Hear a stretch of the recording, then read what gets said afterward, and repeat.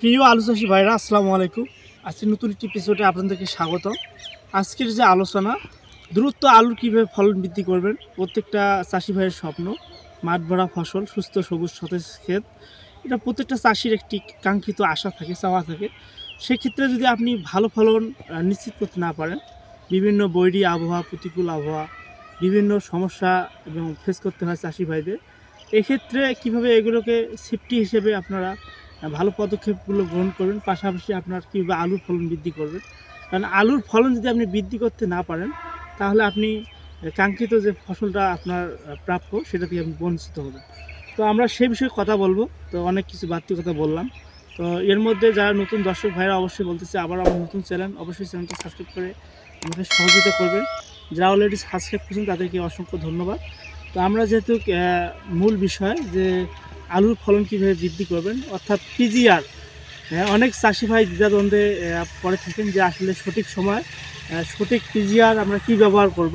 কিন্তু সেটা আমরা অনেকে বাজারে অনেক ধরনের পিজিআর পাওয়া যায়, কিন্তু আমরা সঠিক পিজিআর কোনটি দিলে সর্বোচ্চ কোনো ক্ষেত্রে কোনো সমস্যা হবে না, পাশাপাশি আপনার গাছ সবুজ সতেজ সুস্থ থাকবে, পাশাপাশি আপনার ফলনগুলো বৃদ্ধি হবে এবং কোন সময় দিতে হবে, এই নিয়মটা যদি আমরা মেনটেন করতে পারি, তাহলে চাষি ভাইরা আপনার যে ওষুধটা প্রয়োগ করার পর যে কাঙ্ক্ষিত রেজাল্ট আপনি দেখতে পারবেন এবং কয়েকদিন পর আপনি সেটা প্রমাণ পাবেন। তো দেখতে পাচ্ছেন আলুর মাঠ ভরা ফসল, আলুর অনেক এবার আলুর পরিমাণটা অনেক বেশি। অনেক চাষি ভাইরা অনেক মানে আলুর প্রতি আগ্রহী যে প্রকাশ করছে, অর্থাৎ সব জায়গায় আলু চাষ করছে কৃষক ভাইরা। তো একটি ভবিষ্যৎ প্ল্যানিং, অর্থাৎ তাদের এই আলুর উপর ডিপেন্ড করে, অর্থাৎ ভালো কিছু আশা করার জন্য। তো এখন বর্তমান যে চলমান পরিস্থিতিতে আলুর প্রধান যে সমস্যা, সেটা হচ্ছে মরক দমন।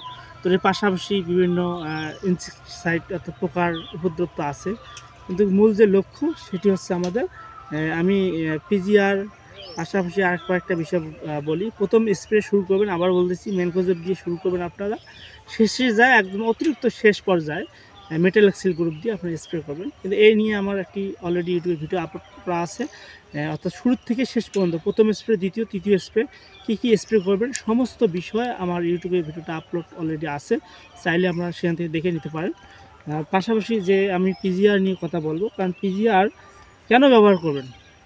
পিজিআরটা মূলত ব্যবহার করার উদ্দেশ্য হচ্ছে আমরা বিভিন্ন মাটিতে সুষম খাদ্য ব্যবহার করে থাকি, রাসায়নিক সারের পাশাপাশি যে পুষ্টিকর খাদ্যগুলো ব্যবহার করে থাকি, কিন্তু অনেক সময় আমরা সেগুলোকে হয়তো মিস্টেক করে থাকি। ম্যাগনেসিয়াম, ব্রোন, সালফার, দস্তা, এগুলো আমরা অল টাইম ব্যবহার করে থাকি চাষি ভাইরা, কিন্তু পাশাপাশি আরও আপনাদেরকে আদার্স কিছু স্প্রে করার দরকার।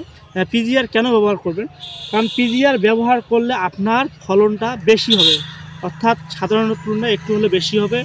তা ব্যতীত আপনার গাছটাকে দ্রুত, অর্থাৎ সবুজ সতেজ রাখবে, পাশাপাশি আপনার যে ফলনের যে কালারটা সেটাকে সুন্দর রাখবে এই পিজিআর। তো আমি যে আজকে পিজিআরটা নিয়ে কথা বলবো, বাজারে অনেক ধরনের পিজিআর পাবেন আপনারা। তো সিনজেন্টা কোম্পানির পোটোজিম আপনারা সকলে চিনবেন এবং আশা করি ব্যবহার করেন।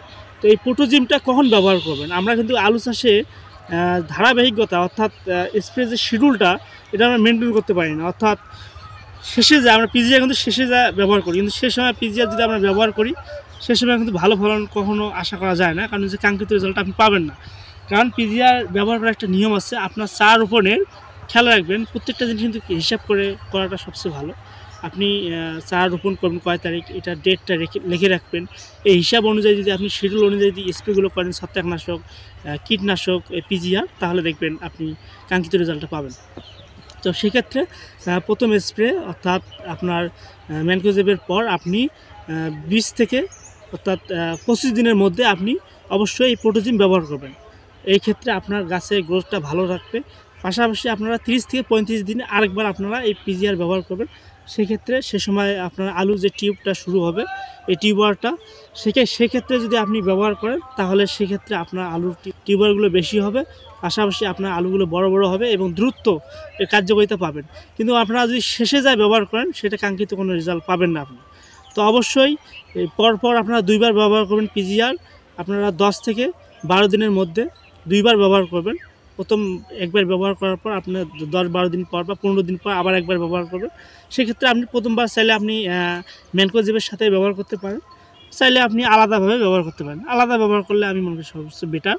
তো আপনারা এইভাবে মাত্রা যদি বলতে চাই পিজিআরের ফুটোজিন প্রতি লিটার পানিতে 1 মিলি হারে আপনারা সুন্দরভাবে স্প্রে করবেন, অর্থাৎ 16 লিটার পানিতে 16 মিলি দিয়ে পরন্ত বিকেলে আপনারা সুন্দরভাবে গাছগুলোকে ভিজিয়ে স্প্রে করবেন। পাশাপাশি যে কীটনাশক তো অবশ্যই ব্যবহার করবেন। পাতা কুঁকড়ে অনেক সময় যায়, আপনারা চাইলে ভাটিমিক ব্যবহার করতে পারেন সিনজেন্টা কোম্পানি। আপনারা এই পরিচর্যা যদি করেন তাহলে আপনি সর্বোচ্চ ফলন পাবেন। তো আশা করি ভিডিওটা অনেক বড় হয়ে গেছে।